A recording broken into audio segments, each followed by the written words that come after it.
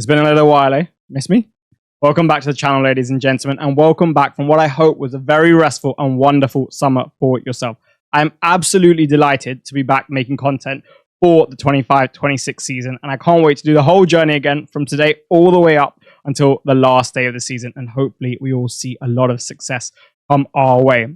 For the first video, I of course have my first draft for official FPL 25-26 and a look at some changes that have happened at the game in my personal reaction. And it's not just a player selection, but I'll be going into some level of depth with regards to the picks. Of course, that depth will just continue to increase as we get through pre-season.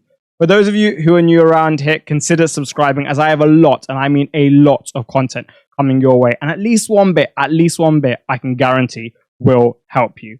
Without anything else needing to be said, let's hop into it. But it really is great to be back. And what better way to come back than to introduce the man who started so well for me last season. Now, before FPL came out, I had one wish. I really had one wish to myself. And that was, please, just let me have a go at Sels Supremacy #2. And they delivered through the pricing and obviously the fixture sets, which is more so on the Premier League. They provided a set of circumstances where I could genuinely justify going for Matt Sels and going for Sels Supremacy Part 2. So as opposed to a usual team selection where I would show you the graphic and then just continue speaking, I thought it would be useful to have some notes to accompany my analysis. And so we will go to that slide now. Sels Supremacy Part 2 may very well be upon us. And there are 4 variables in particular for this video that I would like to discuss. Firstly and foremost, the opening 3 fixtures.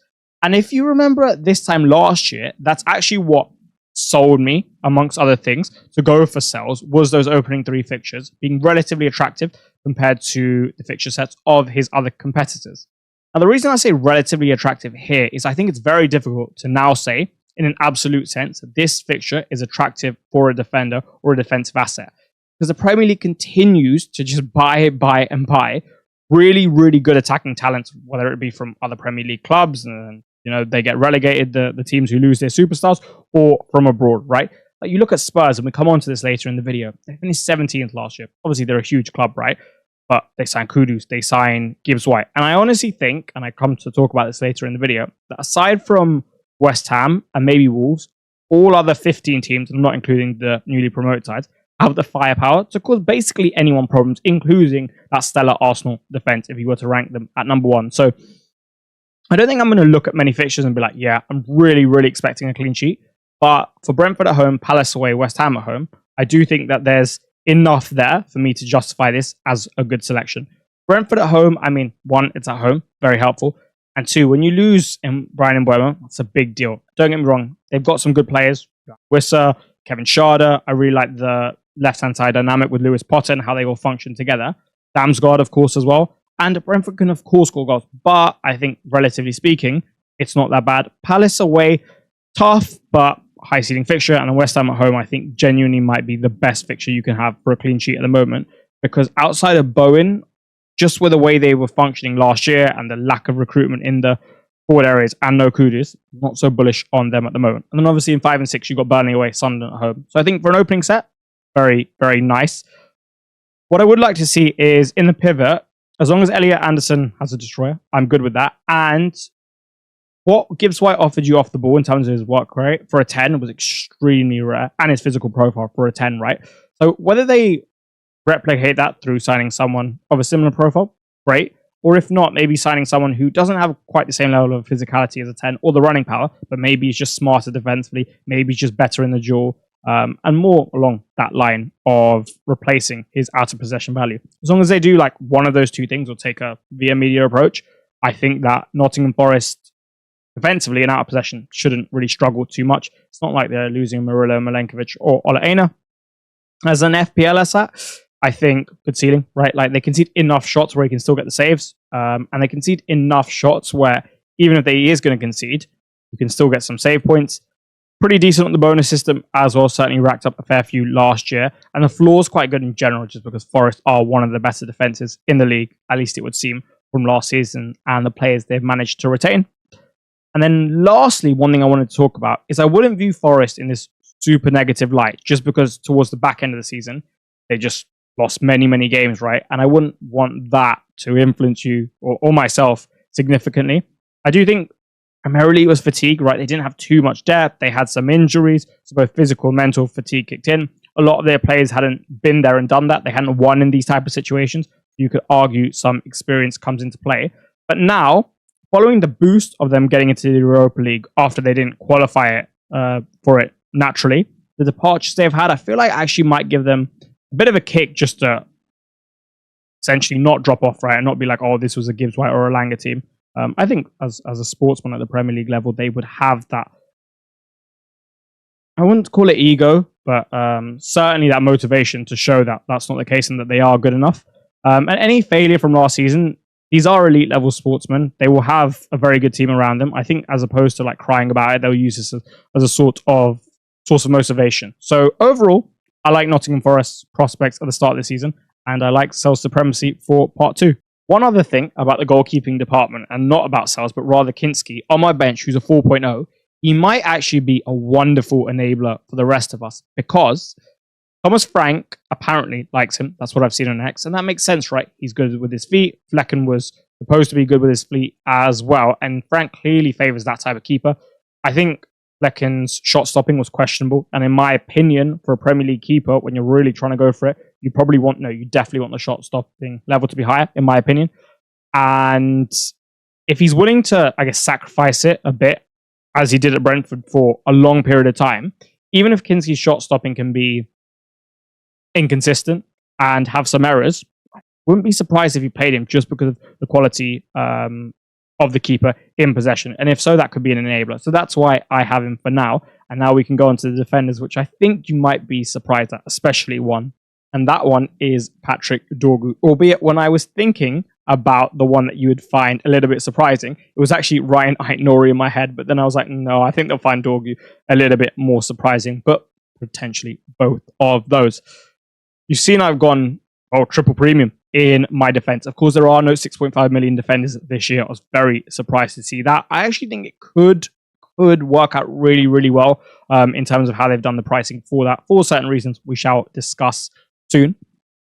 But yeah, I've got triple premium. And to explain it, I think we'll take a look at the macro view first, using a slide as well, just to have some points up on the screen. And then we can come back and look at the micro variables for the players a little bit more. You may have been surprised to see 3 times 6.0s in my lineup, and I think that is completely understandable. I expect that now, in 2 weeks, and by the time that we hit the deadline, that will certainly be a rarity amongst squads.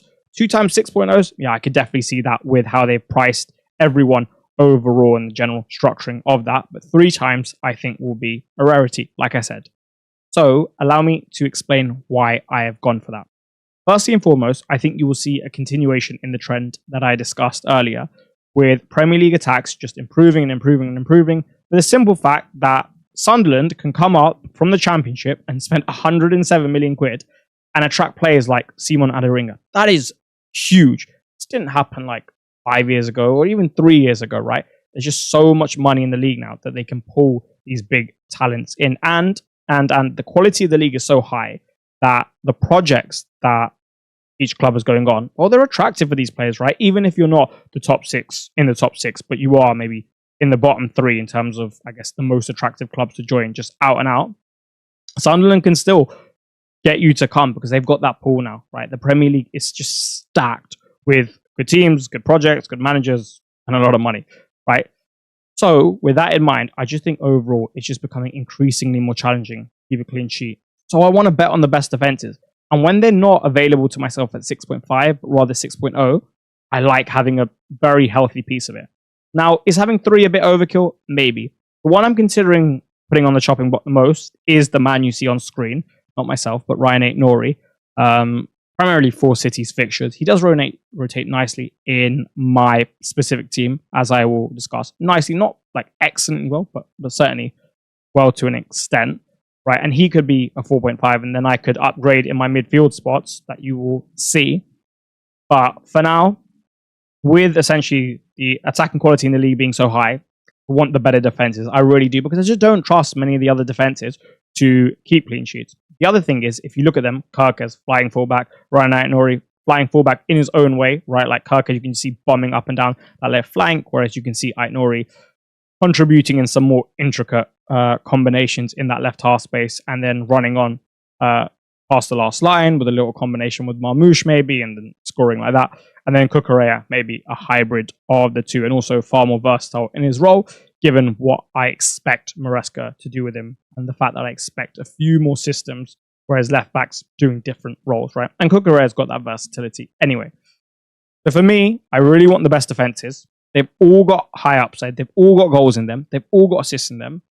And I get what you might not like about, say, someone like Ryan Aït-Nouri, but he got 11 attacking contributions last year. 11! And he could have had more. There were so many times where I thought, oh, this was close, this was close, this was close.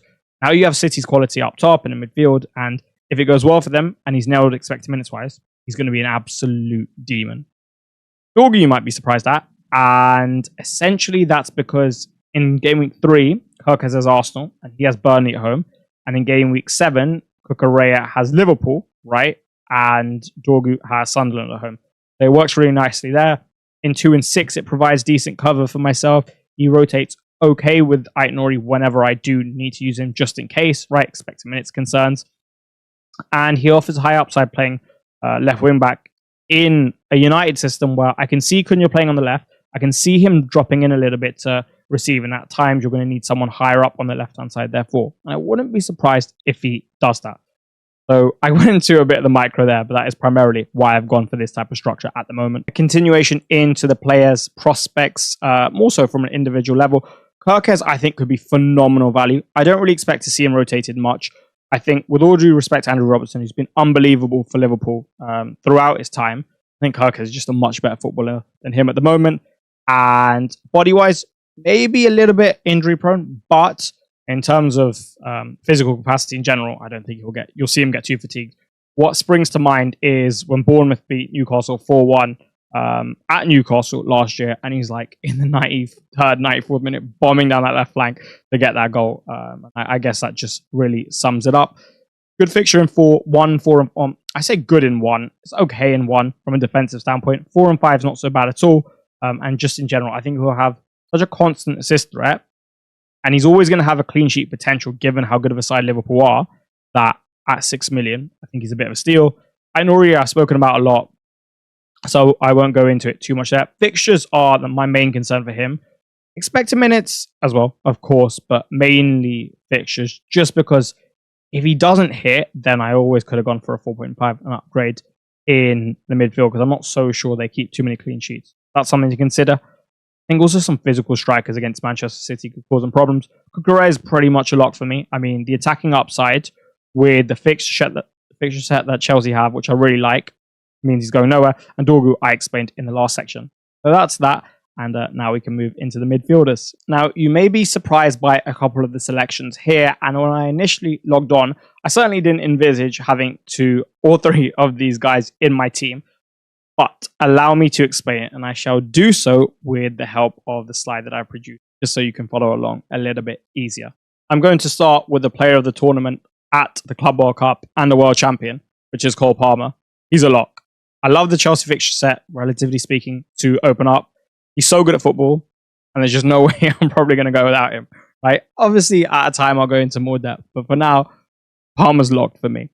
Can Florian Wirtz cover Mohamed Salah? Maybe. I haven't given it too much thought, but for now, with the fact that I'm not too interested in Erling Haaland or Alexander Isak, I really don't feel the need to take the risk. I don't think I really need to spend the money elsewhere. Maybe there's 1 or 2 positions, the other 2 midfield spots that I'd like to upgrade. But apart from that, I'm very happy with the rest of the draft. And as such, I don't really think I need to take the risk. I also think Salah's still going to be a higher goal threat. He's got penalties and the captaincy aspect. I don't really need to bet against him there. I've chosen to go 3-4-3, and structurally I'll have a 4.5, and I've gone Potts here, and that's purely because he plays for West Ham, and he reminded me of Graham Potter, and obviously his heroics for myself last season, so that's why he's my selected 4.5, and as the season goes on, pre-season goes on, I'll do some more research, and I'm sure many others will, into what is the best 4.5 option to choose. So, Iliman Ndiaye and Jorginho Ruto. Why? Okay. So I built the rest of the team first because I felt more strongly about other picks than I did these 2 midfield spots. I ummed and ahed for a long time. I even looked at players at higher price points and then potentially looking to sacrifice elsewhere. Anthony Gordon was certainly one that, he hasn't left my mind. He's in the back of my mind. Antoine Semenyo, potentially, Morgan Gibbs-White. Iliman Ndiaye is the same price as Matthias Tell and Kudus, so we'll come on to that in a second. But I'm just showing you that I really did consider those other options, but no one really stood out to me, and I was like, yeah, I definitely want you, and I'm willing to sacrifice one of those other spots in my 11 in particular, which I really like, because the other 9 spots I do really like. So that's one thing. You have to understand that this wasn't so much, oh, I love these guys. It was more so, these are my last 2 spots in my team, so I'm going to have to potentially compromise a little bit. But yeah, I went Iliman Ndiaye and Jorginho Ruta. So Iliman Ndiaye is more so of a fixtures play. I think expected minutes-wise, he's going to be really good. If you want him to play at 9, I guess he could, but he's probably not going to. I think Barry will play there. But if you want him to play off the left, he can. If you want him to play in the middle as a 10, he can.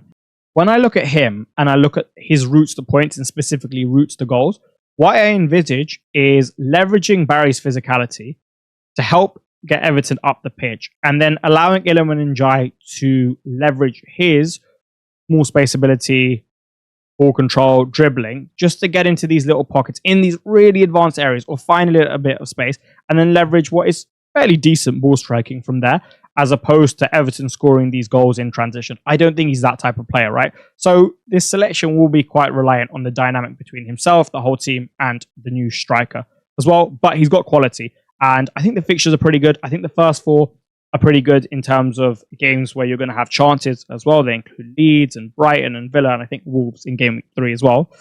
And I quite like that, personally. And also the 2 harder ones are against sides that are still going to be somewhat open, I think, in Villa and Brighton, and they're at home as well. So I like that. And if I butcher the fixtures, I apologize. But when I looked at them, I was like, this analysis would suit.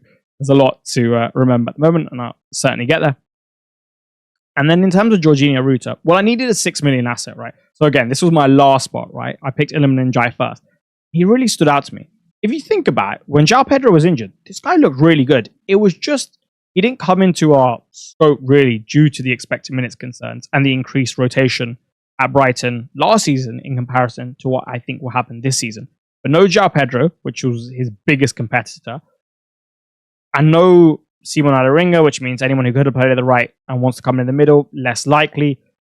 You don't have that second strike type of profile anywhere else, I think. So I think he provides Fabian Hertzler with a unique skill set that he doesn't have anywhere else really in his squad. And I think he also provides you goals. And as an FPL asset, that's what I wanted. I wanted someone that I actually thought could score goals, as opposed to just like getting me an assist here or there and looks pretty on the pitch.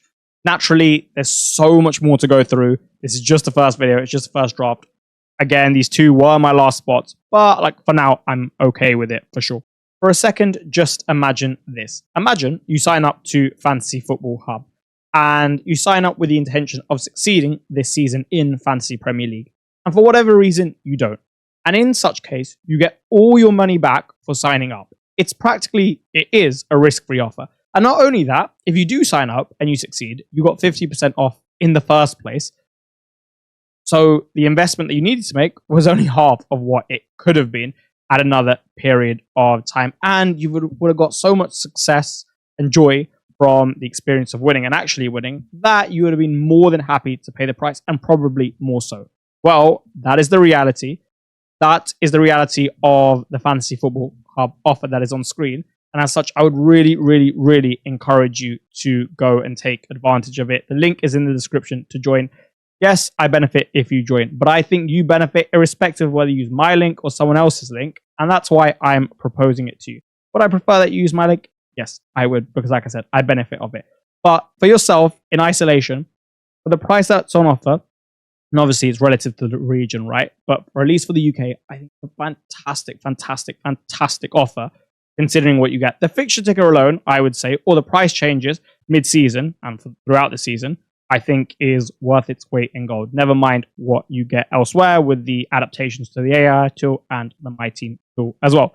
So go and check it out with the link in the description. And I think that if you sign up, you will certainly be disappointed. Given how my 3 selections are explicitly stated and have their own section in a somewhat similar fashion to that you would see in Everything You Need, I thought it best to transition straight into this slide. And speaking about transitioning into things, João Pedro has transitioned into my club very, very, very well. And I'm very bullish on him, as it says on screen. I cannot envisage Liam Delap starting over him with what I saw initially, and the fact that following a cameo, he starts in the semi, scores a brace, and then performs so well in the final. I think what he's shown already is a really high level, and I think Enzo Maresca certainly trusts him. So much so that I'm willing to accept lower expected minutes because I think that's a potential, right? Like he could just get a 65th minute substitution on a fairly regular basis, at least at the start of the season. Or Liam Delap, you'd have fresh legs up top as well. And I think if we're going to form a midfield with Enzo Fernandez playing higher, I'm not so sure that João Pedro is going to instantly stop playing that left-hand side role with Enzo being taken off. Maybe that's a solution. But with Andre Santos to come off the bench as well, and you could just have fresh legs in both spaces and the role favouring Andre Santos, I'm not sure that's going to happen. It certainly could. It absolutely could. I would actually prefer if it did. But for now, I'm just going to accept that maybe he only gets 65, 70 a game. But I like him so much, and I like the fixtures enough, and I'm bullish enough on Chelsea that I'm going to potentially start with him, even though he doesn't have penalties. I think another thing is, I would maybe readjust your expectations of him. If you ask Watford fans when he left, everyone was raving about him. They were like to Brighton, you've got a really good player. And I think we all know at Brighton there was a really good player there. And now that he's got a creator of the quality of Cole Palmer, when he didn't really have one in the same fashion at Brighton, I think, especially if he's going to play at 9, you're only going to see him accumulate more chances, get into better positions, and score goals. Even the movement for his goal in the final, I'm not so sure like the whole passage of play or the whole sequence of actions is something that maybe Nicholas Jackson, who I quite like, would have replicated. So I really like João Pedro at the moment. Oh, and also he's a giant slayer. So even when we come to that big game, like we spoke about last season, I think he'll be there. Most people have Solanke in their team, I feel like, or a lot of drafts in comparison to maybe other forwards have Solanke, and I think it makes a lot of sense. Thomas Frank is a very, very, very good coach. Pretty much everyone who knows a bit about football on social media says that Thomas Frank's appointment was really good. And I think when you have such a common consensus over something that could have been potentially divisive, like following the conditions of Ange's sacking, right? I think you know that you have a very, very, very good coach. And it's super unlikely in that case that everyone is wrong. Of course, everyone can be wrong. It's just with these conditions, I think it's far more unlikely. And I, for one, think he's a very, very, very good coach. I don't think Ange maximized Solanke in possession. It's something I spoke about in my community quite a bit for a number of reasons. And we can get into this when he has his own video and own proper section. But I highly doubt Thomas Frank does the same. If he replicates anything similar to that, like, for example, Wissa-Sharda partnership, I think that'd be far better for Solanke and gives him someone to combine with. And he'll probably have a creator in the side who can actually supply him and won't just be functioning primarily in build-up. For example, when Maddison played, he did a lot of that in like 3-1, 3-2 build-ups, 2-2 build-ups, 2-1 build-ups, just rotating in to help. And I think you want him a little bit higher up the pitch. So whether it be Kudus or Maddison, I think you'll get more of that in closer proximity to Solanke. And yeah, I think you could hit around 18 goals, give or take a few. Woods here for the fixtures. I spoke about them in the sell section. I like the opening set of fixtures. Maybe Brentford without Norgard are a bit weaker. Maybe Palace are a bit deflated, and maybe they lose Gehi or Eze. And then you've got West Ham and then 2 promoted teams with Arsenal sandwiched in between. And I think expected minutes-wise, even with Igor Jesus' addition, for the start at least, and following his last season, he should be pretty good. Elanga, I think, is more of an issue in those... Well, Elanga, I don't think is as big of an issue for him. I think it's more of an issue for a Forest than it is Chris Wood's output. Gibbs White, yeah, more so. But who knows, maybe Nuno does find a solution. And in that case, I think he'll be okay. So that's my reasoning for his selection at the moment. Brief, but like I said, we've got a lot of time to discuss things. So that's the 11, which I will showcase at the end of the video. And for now, we'll just have a quick discussion about the changes in FPL and move on to the end. Right, I imagine you all have your opinions on these changes and would like to discuss them. So I thought I would offer mine, and we can certainly do so. The 2 sets of chips, right? So you get 4 times for 1 to 19 and 4 times for 20 to 38. I think I like it more than I dislike. I certainly like it more than I dislike it. I think it encourages aggression in the first half of the season in ways that we haven't seen before. I think it'll make the game one, which is so dynamic week on week on week, with so many opportunities available. And when you combine that with the AFCON transfers, knowing you're going to get 5 in Game Week 16, which is almost like another mini wildcard, right? On an average wildcard, I guess you make about, what, 10, 11 changes. So this is half of that. I think you're going to see a lot of aggression early season. And I really like that. I think it just makes for a much better game. It makes for much better content. You have far more to analyze now. You will have to analyze far more now if you're going to take that approach. And I think it's great. I'm probably one of the only people who like the AFCON transfers. But essentially, I just think it incites aggression across the board. And I think that's good for the game. I think it raises the skill level as well. And I think that's a good thing. So that's my opinion. Position changes. Bowen, I think, is actually quite unfair because I know he played a lot at number 9 for West Ham, but he's still, at the end of the day, like an out-and-out right winger. It's not really his fault that there were injuries and other things happening their side, which meant he had to play there. And I think it was a little bit wrong of them to move him, to be quite honest, because all West Ham had to do this season is recruit a striker, or Nicholas Fulco does well and starts at striker most games, and you will literally never see Bowen at 9. So I think he should have stayed as a mid, personally. Cunha, I think he should have stayed as a forward. I think it's very generous to classify him as a mid. For what reason, I'm not sure. Just because he plays like an inside left role and he's going to rotate deeper to start carrying. The only reason he does that is not because of his position, but more so because of his ability that allows him to do that, because he's such a great ball carrier. But he's still a forward in terms of like what he's really looking to execute outside of that one action where he just wants to carry a lot. But for me, mistake. Gakpo, again, a mistake. I mean, okay, Gakpo I can get on board a little bit more with. But he's still a left winger for Liverpool who plays quite high. And I think he could become a bit of a game breaker at times if the dynamic with Kirkes works really well and he's got his expected minutes sorted as well. But of all of them, I'm the most open to this one. Mamouche, I think, is completely wrong. Like, how you're taking a second striker like Mamouche, who's undoubtedly going to play as the 9 or some type of 9 if Haaland is to get injured again, and then make him midfielder, I disagree with, but opportunities there, right? Cunha, Gakpo, Mamouche, I think massive opportunities.